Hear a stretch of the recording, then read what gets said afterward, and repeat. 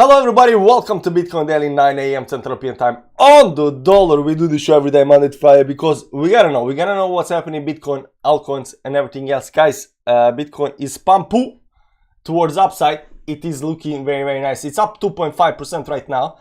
On a 4-hourly time frame, we are breaking very crucial levels. On the daily time frame, we are breaking crucial levels, but we still have like 16 hours left until the daily close, so nothing is, set in stone. But the bounce is nice, and so far it does look very nice. So we're gonna talk about that. We had some kind of expanding musical instrument up here that's actually breaking towards the upside. We hit some kind of support levels that we are bouncing off. Bouncing off of the support levels is always very nice. So that's what we're gonna talk about today, and we'll see how this actually plays out. Linda from the UK, good morning, how you doing? Edward, too good, what's up? S, good morning everybody, good morning Roshten, hello to all the happy people and God. Gabriel, hello y'all, how you doing? Christo, what's up? Into the sky, yo, the Sandman, what's up? Anthony, on the dollar, today we are on the dollar, how you doing, man? Petro, Petar, hello Bratans, hello. Mladen is in the chat, hi Mladen, how you doing, man? You said yesterday it was going into 18k, small dump to 18k. Did you what have you been watching a lot of these other YouTubers lately? Because I noticed that when people watch other YouTubers, they always think the worst case scenario is gonna happen. Lars, good morning. How you doing, guys? How you doing? There we go. We went through the chat, so not a lot of people up here right now. It's okay, guys. You're the blue balls, we are the blue balls. Everything is good and nice as long as the blue balls are here. The people will come later. I was just thinking about metaphor about the stock markets and the economy and the stock markets, and I always refer to Alessio Restani, because that's when I actually understood that stock markets and economy are not correlated. They are actually inversely correlated. If you think about the snake that goes on the chart, there is a snake that goes on the charts, right? Oftentimes, the snake head is the stock market, and the snake tail is the economy. So by the time the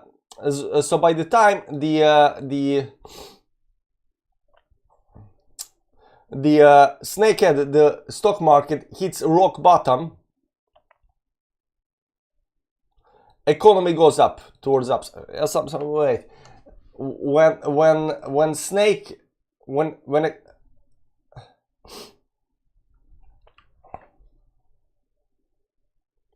by time stock markets, then economy is all-time high.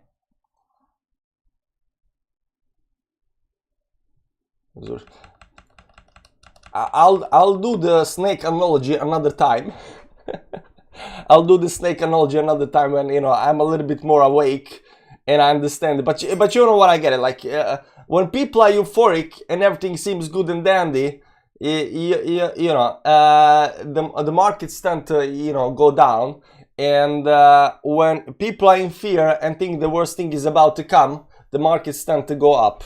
So that's the analogy. But the snake analogy that I tried to drawing on the chart, I didn't figure it out 100%. I had it in my head and it kind of worked out, but when you sit down and try to draw it, you kind of, okay, I'm missing something over here. But basically, when people are having good time in economy, there are the low interest rates, market is the housing bubble is still going towards upside, everything looks nice. When people are euphoric, markets tend to push down, because they start selling off the euphoria, right? And by the time people realize that markets are down and the economy is going to shit again, then the markets start already going up. So people are getting into the fear while markets are slowly climbing towards upside. So people are always lagging behind the market. By the time they figure out what's happening, it's we are already through that bottom. And kind of the same thing happens a little bit in crypto as well, because you'll see all these bears right now. They are still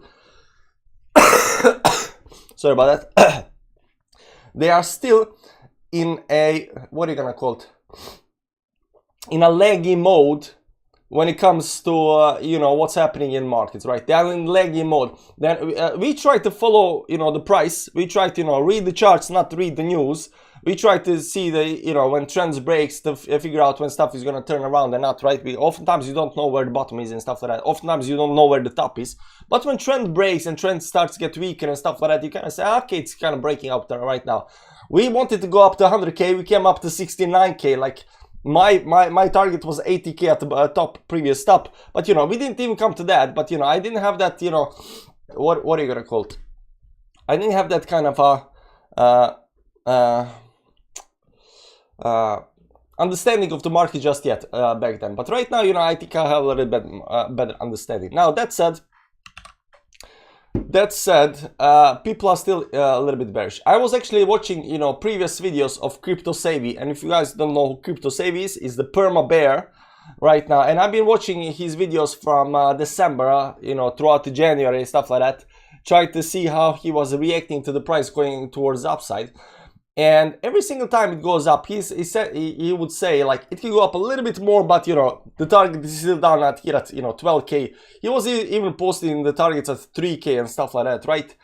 And 12k, 10k, 8k, 3k. And I was watching his videos yesterday, and what struck me is that he's not changing his theory. He's 100% doubling down on the theory. And yesterday or the day before that, I wrote a thread on Twitter actually about that. So here's the thing: people, if people are bearish, if people have been bearish back down at 16k and said, okay, this is what's gonna happen. We're gonna go up to 25k, and then, you know, that's gonna be bear market rally, and then we're gonna turn around and go back down below 16k. Now, in these kind of bears that predicted the move towards 25k, they might have a very good chance that we might actually go below 16k, because, you know, the theory is, you know, we're gonna have a bounce. It's gonna be between, you know, 22, 25k, and then right back down again. Now, if you did predict the move up to 25k, you know, all the love to you, man. But I haven't seen one bear that predicted the move to 25k. Not one bear have predicted the move to 25k. What bears have done at 16k is predicting the move towards downside. Small bounces maybe to 17 or something like that before move down. Nobody, not one bear predicted the move up to 25k. And what does that mean? Well, I try to, you know, explain by analogy of trading, and it goes something like this. Assume we wanna, you know, buy. Assume we wanna buy some kind of you know, bottom down here. Let's say we wanna buy a bottom down here, right? Over here, we think this is the bottom. Over here, it's gonna go towards the upside up here. And assume we wanna do that. What we do is we put some kind of stop loss up here, because our theory goes by, yeah, if it goes down here, it's pretty much over, because it should have bounced over here, right? So we buy, put some kind of stop loss, and it should play out, right? But we put some, but as soon as the market goes against us, we get out. We don't double down on our theory. Yeah, okay, so we thought the bottom is here, now bottom is right now here, so we're gonna wait you know, until we get here. What if this you know, next move happens down here as well? Because if you are wrong once, you might be wrong again. Because if your analysis was initially wrong, it just might be wrong again. That's why we never add to our positions when we are in a loss. That's why we never double down. That's why we never change our you know, move our stop losses.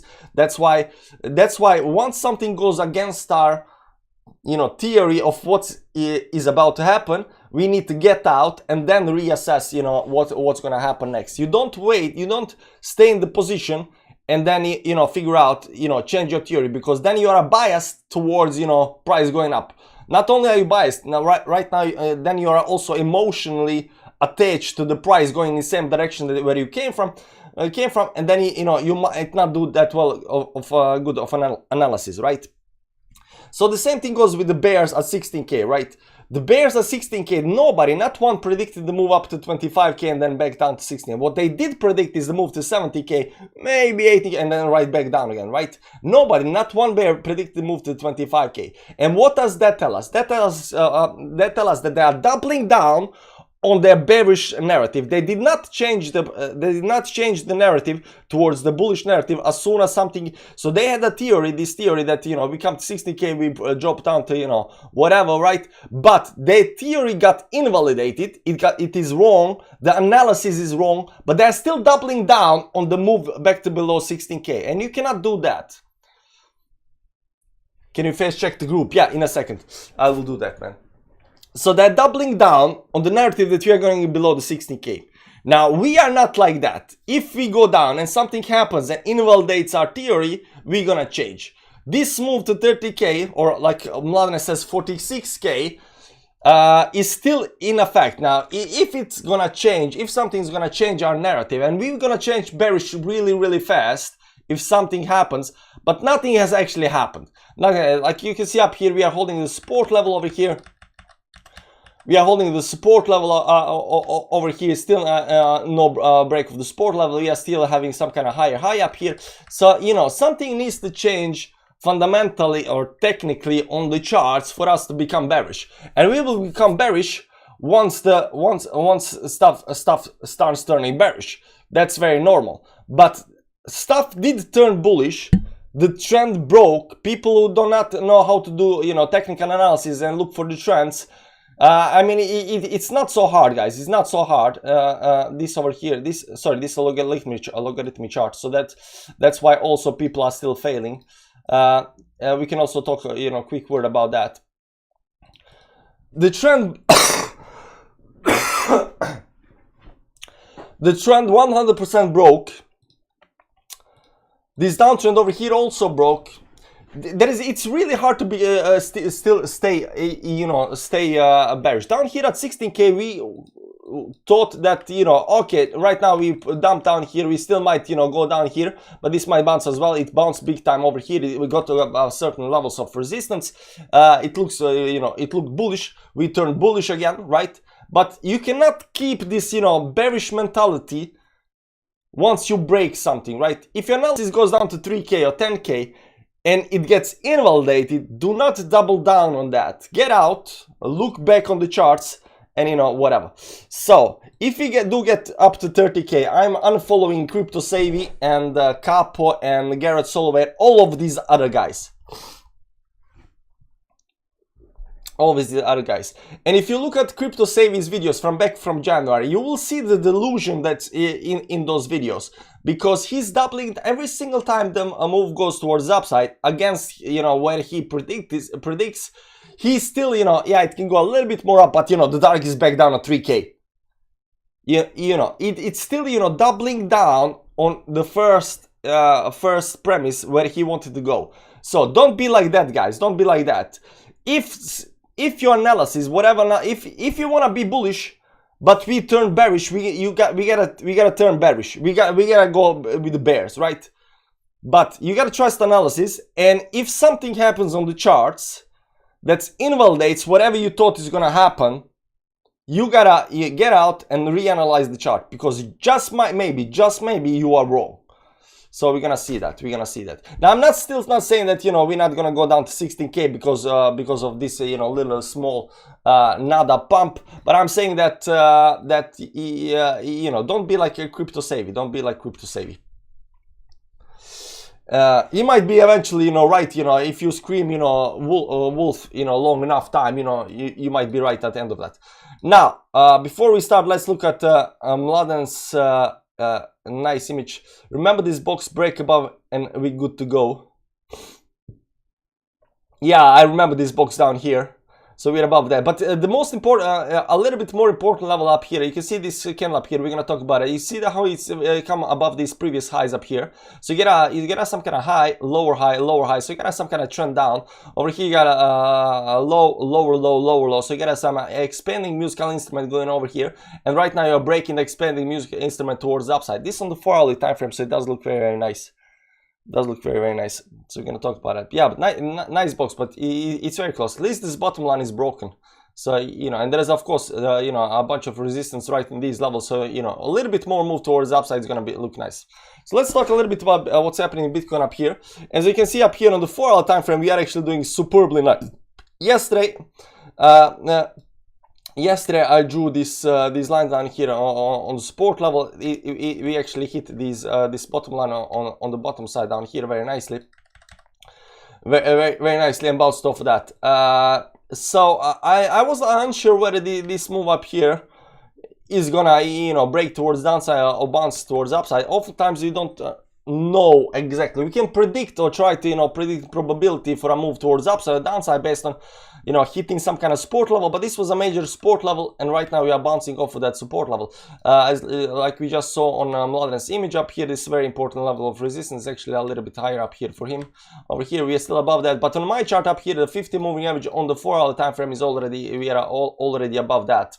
So it looks very nice. So this over here might actually be some kind of expanding musical instrument down here at 20 to this move up here where we bounced off of that. So, you know, this trend over here also got broken. The horizontal line also got broken. The 50 moving average got also broken. So a lot of stuff is, you know, resistances are getting broken on the 4-hour time frame. Now on the daily time frame, there is trouble in paradise. So over here we got a double bottom down here. Let me see, did we create divergence up here on the bottom? Yeah, there is no divergence on the bottom and anything like that, and this looks like double bottom up here. But the problem with this double bottom over here, is that the price is not closed yet. So this candle over here still has you know, 15 hours and 42 minutes left. So could we pull back from the 10 moving average up here towards downside up here and, you know, go back below? That can definitely happen. So although everybody is, you know, super excited now, and it doesn't look like it can pull back that much, because if you look at the 4-hour time frame, I mean, this move up here was you know, legit up here, but it could do something like that and then, you know, fall right back down again. So we need to see continuation from this move towards upside up here eventually, right? But if this 20 moving average does something like this up here and then falls back down, if it fails to bounce over here, you'll see, you will notice on the 4-hourly, you'll notice that this daily candle might actually fail. This daily candle might fail. Now this daily candle should close above these previous highs up here. Then the double bottom up here gets confirmed. Hopefully best case scenario is closing above the 10 moving average today.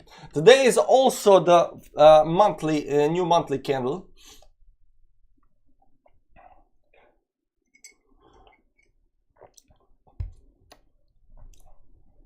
The day is also the monthly candle up here, but this double bottom up here seems to be in play right now, but we need to wait. So just like we said yesterday we said that this green candle needs to oftentimes break the 20 moving average before it dumps big time towards downside. We did break the 20 moving average. We created the lower low. There is no divergence on the chart over here, so this candle up here can definitely 100% turn around us and go back down again. You will have this one big wick on the upside and you will have a dump on the downside, right? You can have these big wicks where you have pull back and then right back down again. Where did that happen? Like over here, you have a big wick and then, you know, you end with a red candle at the end of the day. That can still happen. We still have a wick on the downside. We did hit this very nicely. We are bouncing and we are even getting above this 10 moving average up here. It does look very strong, and, you know, I'm not giving the probability towards downside, you know, too much change. I'm more saying, like, I'm saying it more like, you know, I'm trying to, what do you call it, insurance towards dump, insurance towards dump. So it is probable move. It is probable move that this candle up here will end in a red over here, but it's not that probable. It's like a small probability that this might end, but you know, the staying above this top up here around 23.5 towards upside, maybe even breaking the 10 moving average up here is a lot higher right now than the move towards downside. If you look at the 4-hour time frame, it does look very strong move.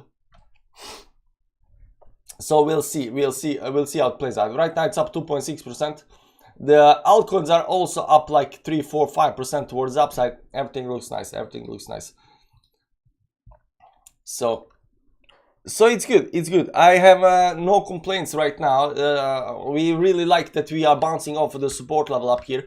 If something should invalidate, and if we are supposed to go down lower, this 50 moving average up here is a major support level. So you know, if we dump down here towards you know, 20.7, I would be a little bit worried because we are hitting this 10 moving average or stuff like that. I don't think that we are gonna get a red candle today. Any kind of green candle I think might be nice over here. I think what kind of scenario, like if you get some kind of doji down here at the bottom or some kind of hammer, I don't know. Any kind of green candle would be nice over here for today. And the best case scenario is we close above you know, 23.5 over here on the daily time frame. Now daily time frame again still has, you know, 15 hours left, so you know it's really hard to say what's gonna happen. But the 4 hourly does look magnificent. 4 hourly looks very, very nice. I mean, I like the 4 hourly time frame very good. Now the last thing I want to talk about is the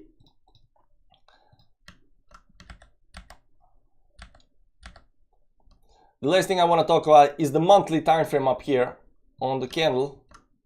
Let's just move this up here and see how we actually doing over here. Let's see, where do we have the 200 moving average? Where is my 200 moving average? There should be a 200 moving average up here. No, oh sorry.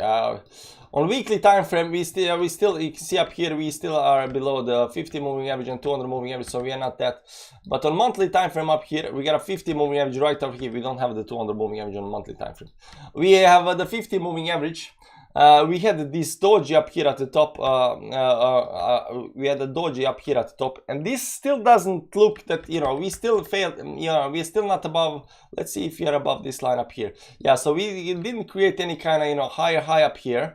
And we are right now pushing towards this resistance exactly at right now monthly time frame 24K, and we just might be creating this, you know, wick towards upside, and once it turns you know, towards downside over here towards the 16K, that might be, you know, the rejection, the big rejection, right? You know, the crypto savvy might be right and everybody, but the way they're going around with, you know, the narrative that we are going below 16 is not right, because just doubling down on whatever they think it's gonna happen. But when something does happen, and you know, by the time we call the, you know, okay, we are going back down, I think, you know, we might hit 24 first up here, because 24 on the monthly time frame is the 50 moving average up here, so it's gonna be interesting to see whether we break that level. Also, you'll see here on the weekly time frame the 50 weekly moving average is also at 24.1, give or take. It's in that ballpark area, so I think this move can come up at least to these levels, you know, and then try to break maybe even as high as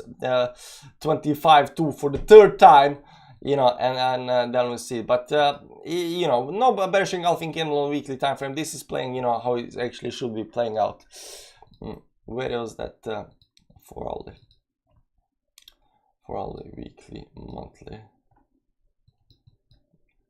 Yeah, that was the one thing.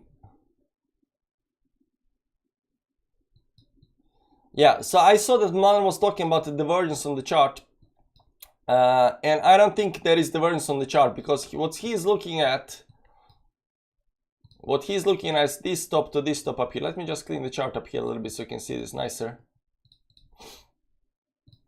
So he's looking from this top over here towards this top up here, and there was bearish divergence up here, right? But right now there is no bearish divergence up here. This on monthly time frame. Right now there is no bearish, but if it goes down, we will end up leaving. There will be bearish divergence, but I won't be, you know, looking at it like that. I'll be looking from this down here towards this one, and then there is no bearish divergence. You know, I'm always look at, you know, the bright side of life. Let's look at a little bit indicators while we're at it. You'll see up here that the MACD on the monthly time frame is still curving towards upside up here, which looks very good for a, you know, back cross above the zero line up here, because we are actually entering into the zero territory. But these moves where you enter into zero territory and bounce off that, they look they do happen up. Also, we are moving the momentum towards upside up here, so everything looks nice on the monthly time frame up here. And we are not overextend towards upside or downside over here. We only sitting at some kind of 48 levels, so monthly time frame does look nice for a pump. Like, there is no problem. Like, we are in the middle of I mean, nice for a pump or a dump. Like, both can happen. The weekly RSI also sitting up here at 56 levels, no overbought oversold levels. Everything looks nice. And then the weekly time frame up here still still not above the zero line up here. It's slowly climbing up here. In 2040, this actually got a dump down here before it actually broke towards upside. So the big question is, will this right now just break towards upside up here? So that's gonna be very interesting to see. But this zero line here on the weekly time frame is very, very important levels. But we don't have any kind of overextensions. The price isn't very low or very high or anything like that. My own indicator showing no overextensions on the weekly time frame. So technically right now there is no reason to see neither dump nor pump. Because just because you're in the middle of something doesn't mean that you are gonna pump or dump. It just means that the price can actually move again. And right now we just have to figure out where the next move is, right? And from looking at the weekly time frame, some other time frames, right, we do know that we just bounced off the support level. The weekly time frame, the weekly downtrend is broken. We are still keeping the bullishness, guys. We are still keeping the bullishness until tomorrow, when this candle up here becomes red below the 50 moving average, because this might just be the initial move towards upside and then drop down below the 50. Now that would be very, very bad, and if that happens, we're gonna have emergency live stream maybe. Who knows? But let's see how this 4-hourly time frame plays out. We still need to, do a little bit move towards upside to get confirmation, but confirmation are always very laggy indicator. By the time you get confirmation, the general public joins in, and then the trend often changes, right? So there is that, guys. Caught you with my coffee today. Nice. I have a coffee as well. Guys, I gotta go. I gotta sell apartment. It's actually sold. I just have to write the contract and stuff like that. I also gonna maybe work out a little bit. Yesterday I went, worked out for the first time in 5 years. Yeah. So today I'm keeping the, day 2 of the chain of the days, working out in gym. So there is that. Guys, thanks for stopping by. I don't see anything wrong with the charts. Everything looks nice and dandy. Like the only bad sign that we actually have right now is if we dump if we create a daily red candle up here. It doesn't, even if this daily candle up here starts creating up here, it won't be a big dump, excessive dump towards the downside. Then it will be dump some kind of 50 moving average, maybe a little bit below up here, because you still need to break first the level before you have a dump. You cannot just have a dump through important support level. You break that level, then you dump. I mean, technically you can have dump through a very important support level, but it's gonna be a nice day today. It's gonna be a nice day. If we dump, it's gonna be we tried, but it's gonna be a nice day today, guys. Peace out, guys. You wanna be sore? Yeah, but I'm not pumping like big weights. I've been going to the gym before, guys. When I was younger, I understand. People oftentimes start to gym and they're like, yeah, I'm gonna get buff, I'm gonna, they take big weights and, and they barely can do, 1, 2, I went to the gym yesterday. I took the, lightest of the light, like 2.5 kilos and 5 kilos. I was doing like 30, 40 curls, like 40 curls, like, and people are like looking at me, what are you doing, man? It doesn't matter. Like when you start going to the gym, it's not like I'm gonna go there and at least the plan is not gonna go there and be there for 1 week, and then in 1 week I need to look like Arnold Schwarzenegger. It's not like that, right? You go to the gym, it's gonna be a process, it's a marathon. Start with the lightest weights of the lightest weights, just 1 week of just going up there like pulling up 2.5 kilos and stuff like that. That's fine, that's fine. Just get your body, used to it. But I'm not actually going to gym to, build muscle and stuff like that. I'm going like moral support for the wife, because the wife is actually going to the gym. So I was like, and she was like, lagging a little bit with the, gym going. So I was like, I'm going to go with you. I'm going to go with you. So there is that. Yeah. So if you're gonna start working out, best tip is like take the lightest weights you can find and just go to the gym, like and get your body used to movement, getting a little bit working out in the start, like lightest weights. You know, you're gonna be in the gym for weeks and weeks and months. You know, you have time to get to the big weights. You know, but start very slowly and, you know, get your, you know, body used. You know, don't wreck your body on the first day. You're gonna go there protected from the gym bros. We are going to the gym right now. We are gonna go to this meeting, and after meeting we go to the gym, and there are no gym bros or gym girls there, guys. Early in the morning, it's mostly like old people there, you know, so we fit right in there, you know, because all the gym bros are at school or at work or somewhere else. You know, gym bros don't go, you know, at 10 a.m. to the gym. They, you know, they got stuff to do, you know.